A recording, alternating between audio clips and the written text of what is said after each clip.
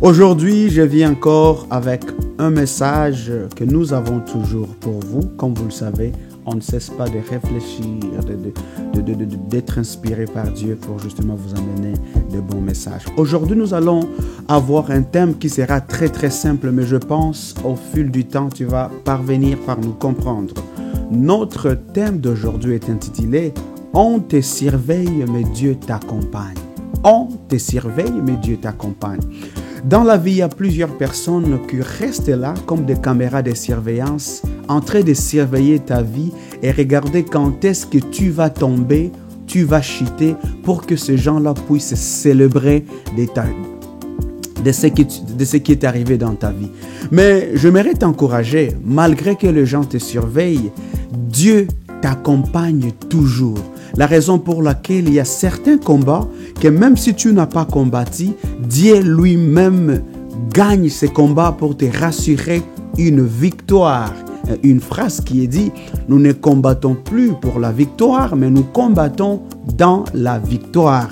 C'est-à-dire que laisse que tes ennemis continuent à te surveiller et Dieu va continuer à te donner aussi une victoire. Il y a une phrase qui dit que personne ne te surveille comme les gens qui ont douté de toi. Dans leur vie, évidemment, tout ce que tu dois faire, c'est leur donner un bon spectacle en réussissant ta vie.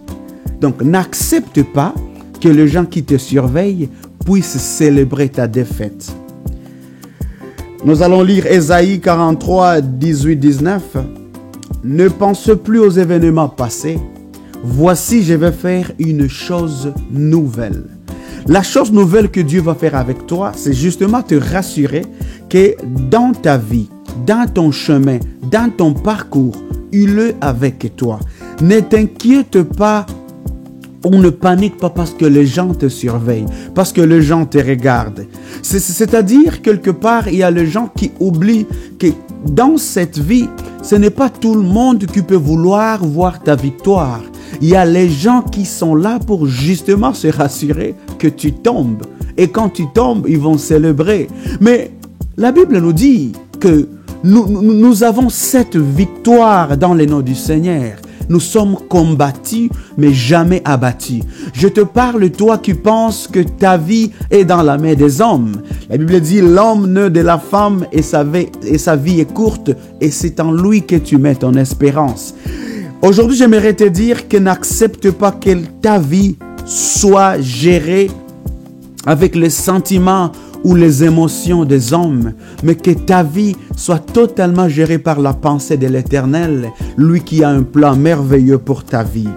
Bien-aimés, nous avons tout le temps des anciens liens. Cela veut dire que des choses qui nous empêchent d'avancer. Il y a quelque part quelque chose que tu fais qui t'empêche d'avancer. Ou bien tu ne l'as pas fait, mais c'est vraiment un pacte ou un lien fait dans le passé qui fait en sorte que tu ne peux pas avancer. Là, je parle des échecs, malédictions, mauvaises décisions, péchés, relations toxiques. Et tout cela représente, comme Gédéon dans Juge 6, l'autel de Baal. Il y a plusieurs choses qui représentent l'autel de Baal dans ta vie. Et aujourd'hui, je viens te dire, malgré que les gens te surveillent, Dieu t'accompagne. Malgré que les gens veulent que tu échoues, ton Dieu est là pour te garantir une victoire. Mais dans cette victoire, tu as un rôle à jouer.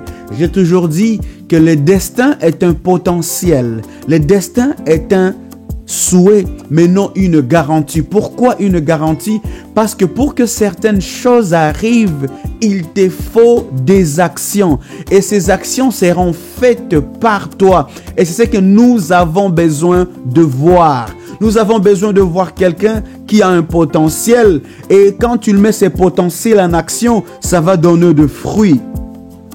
C'est pour cela qu'il te faut prendre une décision spirituelle pour faire une rupture dans certaines choses de ta vie. Il y a des choses que tu avais dit sans le savoir. Rappelez-vous, un jour ici, nous avons appris sur la parole est un serment. Il y a certaines choses qui nous lient parce que nous avons prononcé cela. Et quand on prononce un mot, lorsqu'un mot est dit, ce n'est pas seulement toi qui l'as prononcé, mais le géant dans le ciel, comme les anges, le diable, les hommes, tout le monde a écouté le mot que tu as prononcé et ceci ou ceci risque de se manifester. Car Dieu brise les chaînes, mais c'est toi qui dois te positionner. Dieu peut briser les chaînes de ta vie. Dieu peut t'aider à te soulever. Malgré ce que les gens peuvent vouloir te montrer. Malgré ce que les échecs que les gens peuvent te souhaiter.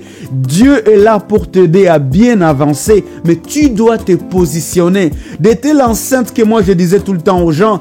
Tu dois donner un argument à Jésus quand il plaide devant le Père pour toi. Qu'il ait quand même des arguments fondés pour qu'il dise, oh Seigneur, je sais que tel enfant plaide, mais tu es capable de l'aider. Tu as surmonté certaines choses. Nous allons voir comme l'histoire de Lazare. Dans Jean 11, 44, Lazare est ressuscité, mais Jésus dit, déliez-les et laissez-les aller. Lazare est ressuscité, mais il était encore lié. Comme toi, tu as reçu le salut, mais tu es encore lié parce qu'il y a les gens qui te surveillent.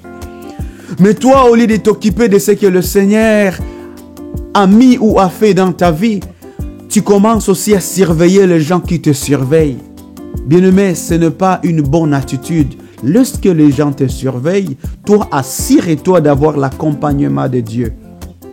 Lazare était vivant, mais il était encore lié. Écoute-moi très bien. Lazare était vivant, mais il était encore lié comme plusieurs chrétiens sont ressuscités spirituellement, mais ils ne sont pas encore libérés.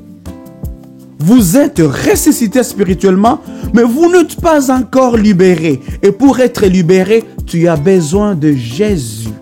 Le nom le plus puissant que tout autre nom, le nom qui te libère, le nom qui te donne la victoire, le nom qui te donne la gloire. Beaucoup entre nous ont accepté Jésus, mais ils marchent encore avec des bandelettes spirituelles. Tu as accepté Jésus comme Seigneur et Sauveur de ta vie, mais tu marches encore avec des bandelettes spirituelles qui te lient. Ces gens-là veulent avancer, mais quelque chose leur tire toujours en arrière.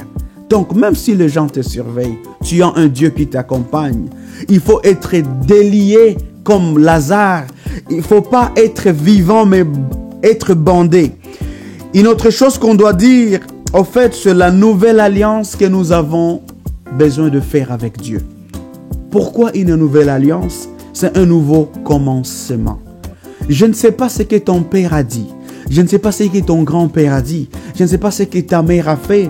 Je ne sais pas ce que ta grand-mère a fait. Mais tu as besoin d'une nouvelle alliance pour commencer un nouveau parcours, une nouvelle perspective avec Dieu. Dieu ne restaure pas seulement, mais il renouvelle. Même si les gens te surveillent pour voir où est-ce que tu vas tomber, Dieu ne va pas seulement restaurer ta vie, mais il va renouveler ta vie. Luc 22, 20, la Bible dit, « Cette coupe est la nouvelle alliance en mon sang qui est répandue pour vous. » Cela veut dire, ici on nous parle de la grâce, on nous parle du pardon, de la transformation, de l'appel de Dieu de marcher sur une nouvelle vie, dans une nouvelle vie. Aujourd'hui, je viens tout simplement te rappeler que tu n'es pas obligé d'avoir peur des hommes. Tu n'es pas obligé d'avoir peur des circonstances qui t'arrivent dans la vie parce que personne ne t'a créé. Laisse-moi te dire ça clairement. La mission que Dieu t'a donnée, parce que tout le monde qui est sur la terre, Dieu nous a créés pour résoudre un problème. Il y a un problème quelque part qui n'attend que toi pour être résolu. Donc, dans ta mission, assure-toi d'avoir une sagesse. Je vous ai dit que la sagesse est la capacité de discerner la différence entre les gens, la différence entre les choses. Et lorsque tu as cette capacité de discerner, ça va t'aider de savoir que même si les gens me surveillent, même si les gens doutent, ils ont douteux de moi, cela ne fait pas de moi quelqu'un qui va échouer parce que je suis assuré de l'accompagnement du Seigneur que j'ai dans ma vie. C'est pour cela qu'il y a certaines personnes, malgré les combats que vous traversez, vous avez un Dieu vivant qui vous accompagne. Il y a les gens qui attendent de voir un rip sur ton statut. Il y a les gens qui attendent de voir ton mariage brisé. Il y a les gens qui attendent de voir ton échec. Mais ils se rendent compte qu'à tout moment qu'ils veulent voir ton échec, c'est au moment que toi tu réussis. Cela veut dire que Dieu a transformé toute malédiction en bénédiction. Que Dieu a transformé tout ce que les gens ont voulu faire de toi à une réussite que eux-mêmes ne sont pas capables de comprendre. C'est pourquoi toi qu'on appelait femme stérile, aujourd'hui tu as autant d'affaires. C'est pour cela, toi qu'on appelait un chômeur, aujourd'hui tu as une carrière. C'est pour cela, toi qu'on appelait Akufa Lobby parce que tu étais tellement malade, aujourd'hui tu es guéri et que tu es en bonne santé. C'est que les gens te surveillent, mais l'accompagnement de Dieu est vraiment assuré. Bien aimé, je vous dirais,